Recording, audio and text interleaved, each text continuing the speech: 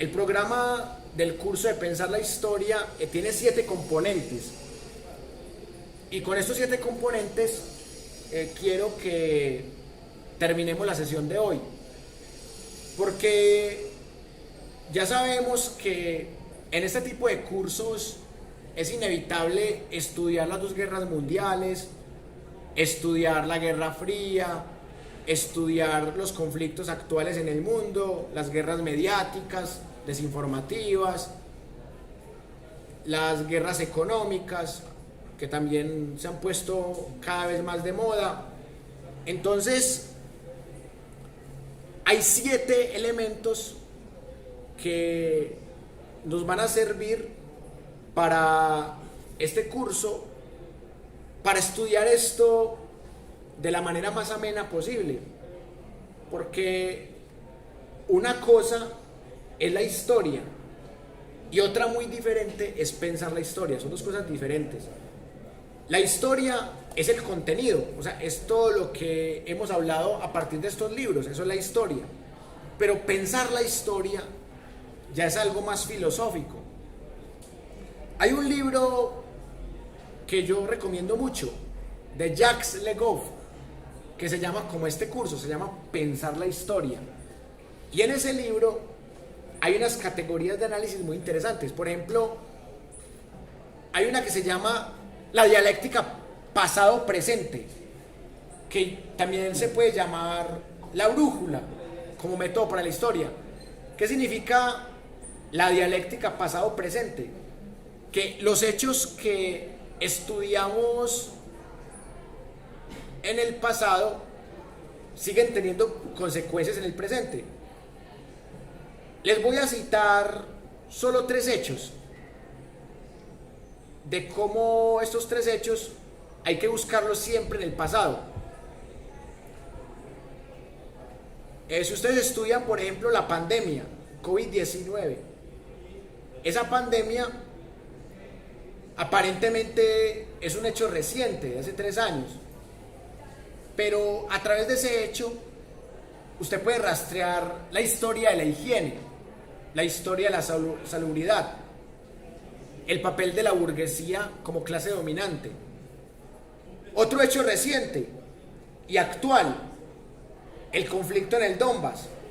A partir del conflicto en el Donbass, usted puede estudiar no solamente la historia de Rusia, la historia de Ucrania, sino que usted también puede estudiar la historia de Estados Unidos.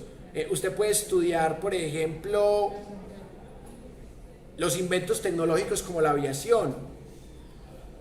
Puede estudiar también cómo nació la guerra de cuarta generación. Puede estudiar cómo se ha repartido el mundo geográficamente por temas idiomáticos, temas ideológicos, temas políticos. Otro ejemplo, el Mundial de Fútbol. Este Mundial de Fútbol que acaba de terminar fue quizás el más geopolítico, porque, o sea, tiene todos los elementos para uno meterle geopolítica. Un país árabe en donde el fútbol prácticamente no es importante y no existe. O sea, ¿por qué le dan el mundial a un país árabe? Y ya sabemos la connotación de los países árabes, países en donde rige el Islam, en donde las mujeres no han tenido la oportunidad de una revolución feminista. Otra cosa muy interesante, las tensiones. Cuando juega un seleccionado como Irán contra Estados Unidos, que son más tensiones geopolíticas que futbolísticas. O por ejemplo, las críticas a Serbia, que Serbia en el camerino mostró una bandera de Kosovo. ¿Por qué Kosovo es considerado un país independiente en Occidente? ¿Y por qué para la mirada serbia Kosovo le pertenece a ellos? ¿Por qué Palestina es considerado un país para los orientales, para los que no van con la retórica de Estados Unidos? Pero ¿por qué para la ONU y para la Unión Europea y para Estados Unidos Palestina no es un país y Kosovo sí? Todo eso lo puede estudiar uno desde un mundial de fútbol. Otro ejemplo muy interesante, la selección francesa, que tiene puros jugadores procedentes de África, producto del colonialismo. La selección argentina, ¿por qué la selección argentina no tiene población afrodescendiente? Entonces, son un montón de fenómenos étnicos, políticos, históricos que usted puede estudiar desde un mundial. Un mundial es el mejor ejemplo geopolítico, o sea, casi todo lo geopolítico se puede leer desde un mundial. Por ejemplo, ¿por qué Israel juega la eliminatoria europea? ¿Por qué Australia juega la eliminatoria asiática? Bueno, es más por razones futbolísticas, pero lo de Israel es más por razones políticas. Entonces, usted puede coger cualquier hecho del presente y con eso se va al pasado. Llámese la pandemia, llámese el mundial, el conflicto en el Donbass, que han sido los 3 hechos mundiales más importantes de los últimos 3 años, que aparentemente son objeto del periodismo y de la sociología, pero que usted puede analizar estos fenómenos desde un método como el de pensar la historia. Entonces, el primer elemento se llama el problema. El problema es aquello que vamos a resolver. La pregunta que nos podemos hacer para resolver. Una pregunta muy importante es: ¿para qué estudiamos el pasado si ya pasó? Y si no hay forma de modificarlo. Entonces, una posible respuesta a esa pregunta es porque si estudiamos el pasado podemos comprender mejor el presente y quizás podemos construir un mejor futuro. Estamos en una sociedad muy mediática, muy de modas, de tendencias, que fácilmente olvida el pasado. Miren, ya casi nadie habla de COVID-19, ya casi nadie está hablando del conflicto Rusia y Ucrania. Hace un año, y sobre todo en marzo, los medios hablaban totalmente de eso. El mundial, bueno, es normal que en diciembre haya sido todo permeado por el mundial, pero los temas se van olvidando. Pero lo que no debe olvidarse es la repercusión que tuvo el pasado en el presente. Por ejemplo, cuando usted estudia el pasado, no se deja engañar de ninguna de las dos retóricas. O sea, usted dice, ve, la retórica rusa sobre las guerras mundiales tiene estas fallas. Sobre la Guerra Fría tiene estas fallas. La retórica gringa sobre las guerras mundiales tiene esta falla. La retórica gringa sobre la Guerra Fría tiene estas fallas. Sobre la guerra de los Balcanes. Entonces, estudiar el pasado nos permite tener más herramientas conceptuales para que alguien que venga a falsificarnos el presente no pueda. Entonces, el principal problema es que somos seres históricos, pero nos están llevando a perder la memoria histórica o a recordar una historia falsificada. Por ejemplo, en el caso colombiano, nos han vendido la historia de héroes, que Simón Bolívar y Santander eran héroes, y esa historia es bastante falsificada. No eran héroes, eran burgueses que estaban luchando por sus intereses. Entonces, ¿para qué sirve la historia? Para ver a los personajes simplemente como gente de carne y hueso, gente que cometía errores. Ni dioses ni héroes, mortales, simples mortales. Entonces, el principal problema es cómo refutar esa historia patria, esa historia de ganadores y de perdedores, de buenos y de malos.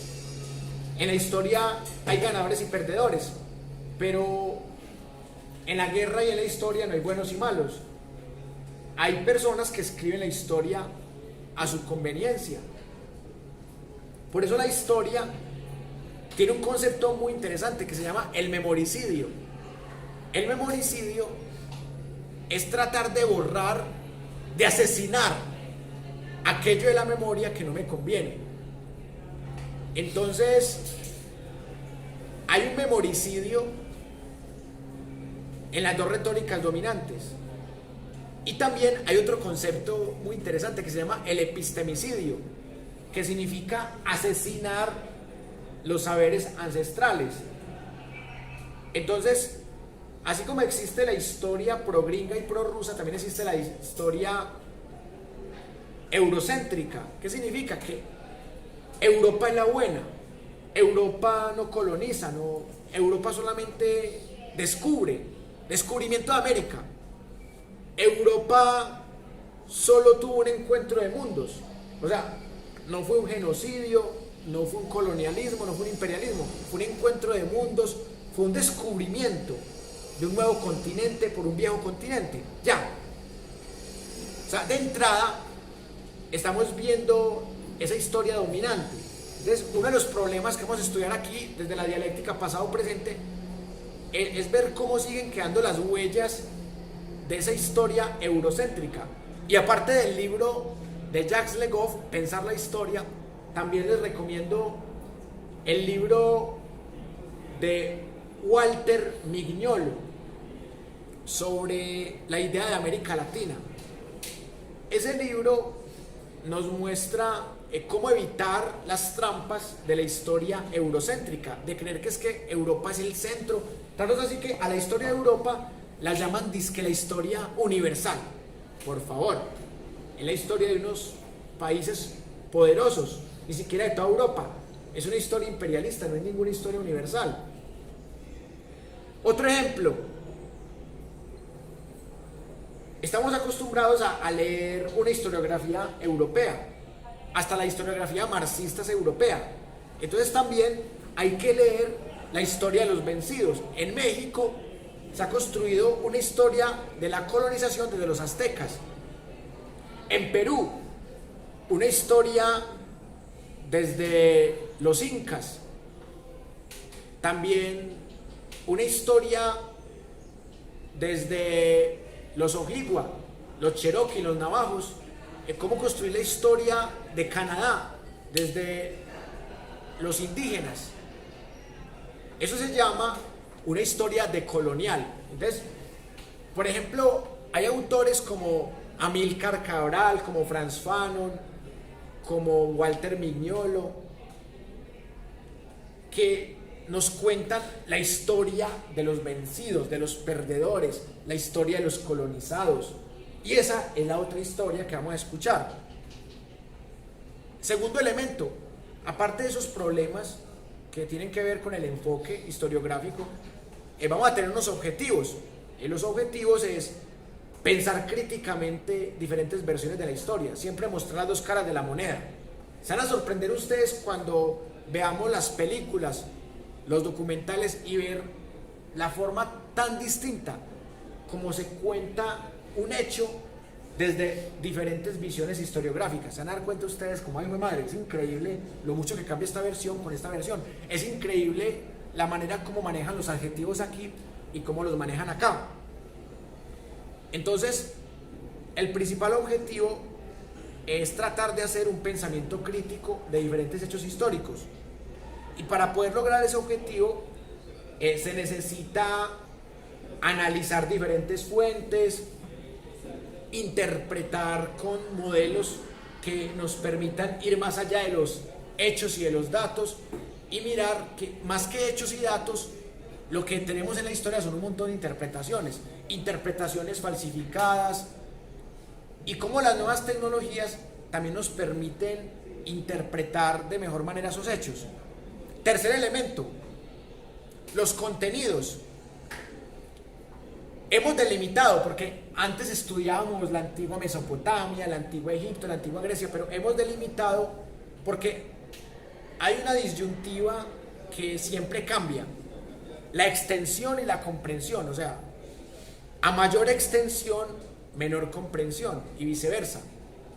Entonces hemos optado por estudiar menos años, menos hechos, pero menos extensión, pero buscando mayor comprensión. Entonces, vamos a estudiar hechos que han pasado en los últimos 100 años, desde la República de Weimar y las consecuencias del Tratado de Versalles y la Primera Guerra Mundial hasta la actualidad. Vamos a estudiar 100 años, tenemos 10 encuentros, entonces vamos a estudiar un promedio de 10 años por cada encuentro. Si estudiáramos, por ejemplo, desde el antiguo Egipto y la antigua Mesopotamia, tendríamos que estudiar 500 años por cada encuentro. Entonces, tendríamos mayor extensión pero menor comprensión. Entonces, hemos optado por estudiar poquitos hechos, pero desde la mayor cantidad de miradas posibles. Desde los libros, las revistas, los videos, las telenovelas, las imágenes, hay muchas formas de estudiar los hechos. Entonces, como tenemos 10 encuentros nada más, teniendo en cuenta los festivos, el examen de admisión, tenemos apenas 10 encuentros, vamos a estudiar 3 unidades. Una primera unidad que la he llamado Guerras Mundiales.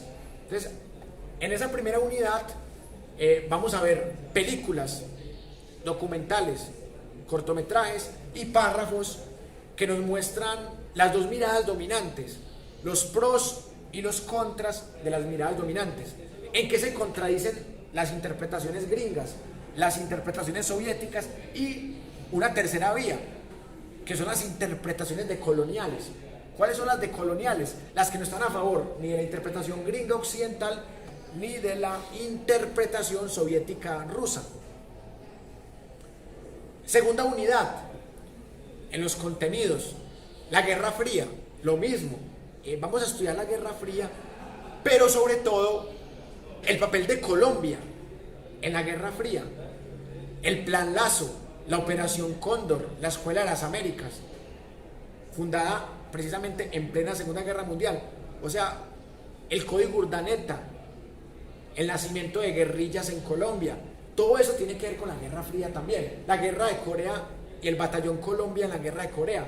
Entonces, vamos a mirar cómo Colombia participó en la Guerra Fría a favor de Estados Unidos. Última unidad, que seguramente en las últimas 3 clases vamos a abordar esa última unidad. Vamos a estudiar los últimos 30 años, desde la caída de la Unión Soviética hasta la guerra en el Donbass y hasta la presidencia de Petro. Vamos a estudiar cómo se conecta Colombia en esta nueva dinámica del mundo, en su relación con Estados Unidos, en su relación con Venezuela, en su relación con países vecinos, y también vamos a estudiar la guerra de los Balcanes, vamos a estudiar las guerras eslavas y las intervenciones militares de Estados Unidos, que desde la retórica gringa les llaman misiones humanitarias y desde la retórica antigringa se llaman invasiones, pero las intervenciones militares de Estados Unidos, las operaciones especiales de Rusia y también el papel que ha jugado Colombia, sobre todo a favor de Estados Unidos. Vamos a estudiar el Plan Colombia y la relación que tiene el Plan Colombia con la presidencia de Álvaro Uribe Vélez, por ejemplo. Vamos a estudiar también historia del siglo XXI en la última unidad. Cuarto elemento, la metodología, que de los 7 elementos que tiene el programa del curso, este cuarto me parece el más importante, porque podemos tener unos contenidos aparentemente medio interesantes o medio aburridores, pero lo que define que el curso sea pedagógicamente interesante, atractivo, es la metodología. Entonces, vamos a tener metodologías muy variadas. Por ejemplo, en algunas clases vamos a tener películas, en otras vamos a tener documentales, en otras vamos a tener una telenovela. La telenovela también es una fuente para la historia. En otra vamos a tener canciones, o sea, la música también es una fuente para la historia. Las pinturas, la prensa, los memes, la caricatura. Vamos a estudiar un poquito la historia desde la caricatura política. el humor negro. Hay muchas formas de estudiar la historia, entonces vamos a tratar de tener metodologías dialécticas, es decir, de debate, tesis, antítesis y síntesis. Vamos a tener metodologías heurísticas, es decir, vamos a partir del interés de cada persona del curso. Vamos a tener también elementos más allá de lo magistral, diferentes opiniones sobre un mismo hecho, y en metodología tratar de tener la mayor variedad entre una clase y la otra. El quinto elemento, las formas. Bueno, yo siempre he creído que las formas colectivas de aprendizaje son interesantes, pero que igualmente las formas individuales también. Entonces vamos a hacer algunos trabajos en equipo, también trabajos individuales, debates, tertulias, exposiciones. Como un sexto elemento, que son ya los recursos propiamente, como recursos yo les voy a recomendar libros, audiolibros, videos, películas, caricaturas, de todo un poquito. En el grupo de WhatsApp, ya saben, pues los que se quieran unir al grupo de WhatsApp, ahí les puedo mandar mucho material, al correo electrónico también, o sea, mandarles al WhatsApp las caricaturas, las películas que vamos a ver, los documentales, todo lo que trabajemos, las fuentes. Y también la imagen, porque la historia con imágenes se aprende mejor.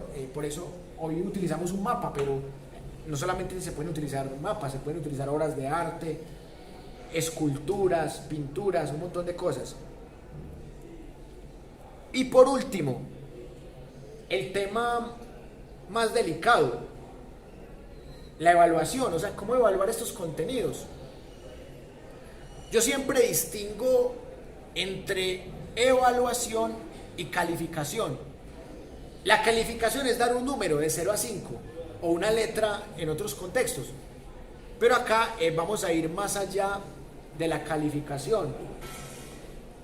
La evaluación tiene en cuenta la calificación, pero la evaluación es un proceso crítico reflexivo y sobre todo comparativo. O sea, la evaluación es una lectura crítica de un antes y un después.